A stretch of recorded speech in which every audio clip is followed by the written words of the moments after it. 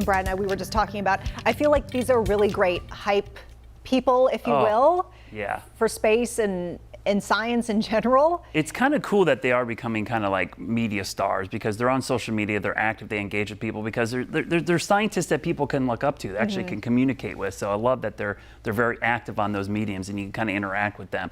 Weather-wise, boy, we've got some big changes for the middle of the week. Just a heads up, very warm the next 2 days, but then scattered storms late Thursday and for the weekend. It's going to be a shock to the system. It's going to be really chilly, especially compared to what we're going to see the next couple of days. Ahead of this big storm system, we've got that southwesterly flow. We jokingly call that the blowtorch, but trust me, that is the warmest flow air we get around here, and that's why it's so warm. But there's a pretty strong cold front associated with this that's going to get here on Thursday. Now, here's the severe weather outlook tonight. Tomorrow, that threat will shift into the Ohio Valley, and while it is going to be weakening as it moves our way, there is a very low-end risk for some isolated storms. The front eventually gets here and stalls, which means it basically just drapes across the area on Thursday into Friday, and then it's kind of meanders to the south. Here's what's going to happen. There's the front. So tomorrow we're dry. Most of Thursday's dry, honestly, until late in the day with a scattered storm. Friday, though, with the front kind of draped over us, we're likely going to see scattered storms develop, and those will be the days that we'll watch for the rain. And depending on how far south the front gets, that northeast wind coming in on Friday can make for some really chilly conditions. So you see the heavy rain over the next 5 days.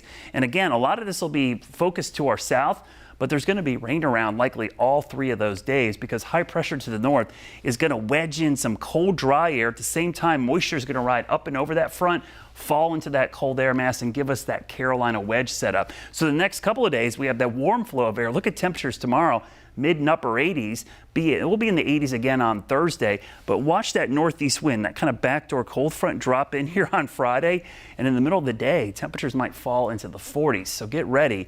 It is going to be a shock to the system. We go from mid 80s to likely 40s and 50s for most of this time. Those highs could happen at midnight, so it's kind of a deceiving high temperature for the weekend. So you look at those forecast temperatures, 40s and 50s both days, with rain likely as we go into Saturday and Sunday. That is going to be a chilly setup. There's that Guy Roofing 7-day forecast.